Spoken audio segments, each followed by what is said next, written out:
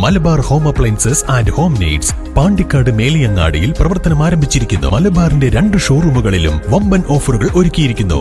എല്ലാ പർച്ചേസിനും 5% മുതൽ 60% വരെ ഡിസ്കൗണ്ട്. പാണ്ടിക്കാട് ബ്ലോക്ക് മഹിളാ കോൺഗ്രസ് അംഗങ്ങൾക്കായുള്ള ക്യാമ്പ് എടപ്പറ്റ പുളിയക്കോട് നടന്നു. DCC പ്രസിഡന്റ് VS ജോയ് ക്യാമ്പിന്റെ ഉദ്ഘാടനം നിർവഹിച്ചു. വരുന്ന തദ്ദേശ സ്വയംഭരണ നിയമസഭാ തിരഞ്ഞെടുപ്പുകൾക്ക് മുൻപായി കോൺഗ്രസിനെ ശക്തിപ്പെടുത്തുക എന്ന ലക്ഷ്യത്തോടെയായിരുന്നു ക്യാമ്പ്. വരാനിരിക്കുന്ന തദ്ദേശ സ്വയംഭരണ നിയമസഭാ തെരഞ്ഞെടുപ്പുകൾക്ക് മുമ്പായി കോൺഗ്രസിനെ ശക്തിപ്പെടുത്തുന്ന പ്രവർത്തനങ്ങളുടെ ഭാഗമായിട്ടായിരുന്നു പാണ്ടിക്കാട് മഹിളാ കോൺഗ്രസ് അംഗങ്ങൾക്കായി ക്യാമ്പ് നടത്തിയത്. ക്യാമ്പിൽ മഹിളാ കോൺഗ്രസ് മെമ്പർഷിപ്പ് ക്യാമ്പയിന്റെ ബ്ലോക്ക് തല ഉദ്ഘാടനം മഹിളാ കോൺഗ്രസ് ജില്ലാ പ്രസിഡന്റ് ഷഹർബാൻ നിർവഹിച്ചു.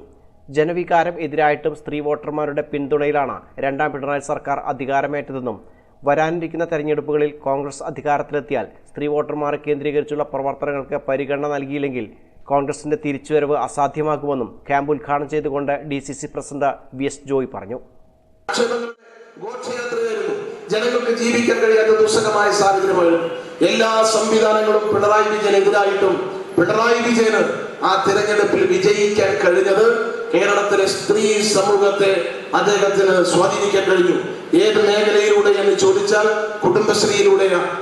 ആശാവർക്കർമാർ, അംഗനവാടി ടീച്ചർമാർ, തൊഴിലുറപ്പ് തൊഴിലാളികൾ, ആ മേഖലകളിൽ CPM വളരെ ശക്തമായി കോവിഡ് കാലത്ത് സ്വാധീനം ഉറപ്പിച്ച് വളരെ കൃത്യമായി ഈ വിഭാഗത്തിലൂടെ പെടുന്ന കുടുംബശ്രീയിലെയും ആരോഗ്യ വർക്കർമാരും ആശാ വർക്കർമാരും അംഗനവാടി ടീച്ചർമാരും കോവിഡ് കാലത്ത് വീടുകളുമായി നിരന്തരമായി ബന്ധമുള്ളവരായി മാറി. കേരളത്തിലെ മറ്റ് രാഷ്ട്രീയ പാർട്ടി നേതാക്കൾക്കൊന്നും പ്രവർത്തകർക്കൊന്നും വീടുകളിലേക്ക് സമ്പർക്കം പുലർത്താൻ കഴിയാത്ത കാലത്ത് കേരളത്തിലെ വീടുകളുമായി സമ്പർക്കം പുലർത്തിയത് കോവിഡ് കാലത്ത് ആശാവർക്കർമാരാണ്. ഒരു പ്രദേശത്തിന്റെ പൾസ് അറിയുന്നവരാണ്. പ്രാദേശികമായി വീടുകളിൽ എന്ത് നടക്കുന്നു, നാട്ടിൽ എന്ത് നടക്കുന്നു എന്ന് തിരിച്ചറിയാൻ കഴിയുന്ന ഏറ്റവും അടിസ്ഥാനത്തിൽ പ്രവർത്തിക്കുന്ന ഏത് രാഷ്ട്രീയ പാർട്ടിയുടെ സംവിധാനത്തെയും വെല്ലുവിളിക്കാൻ കഴിയുന്ന കേരളത്തിലെ ഏറ്റവും വലിയ ഫോഴ്സ് ഏതെന്ന് ചോദിച്ചാൽ കുടുംബശ്രീയാണ്, ആശാവർക്കർമാരാണ്, അംഗനവാടി ടീച്ചർമാരാണ്, പിന്നെ തൊഴിലുറപ്പ് തൊഴിലാളികളാണ്. ഈ മേഖലയിൽ ശക്തമായ സ്വാധീനം ഉപയോഗിച്ചുകൊണ്ടാണ് കേരളത്തിൽ പിണറായി വിജയന്റെ ഗവൺമെന്റ് അധികാരത്തിൽ വന്നത്. നമ്മൾ ജയിച്ച സ്ഥലങ്ങളിലൊക്കെ ഈ മേഖലകളിലൊക്കെ നമുക്ക് സ്വാധീനമുണ്ട്. അതുകൊണ്ടാണ് നമ്മൾ ജയിച്ചത്.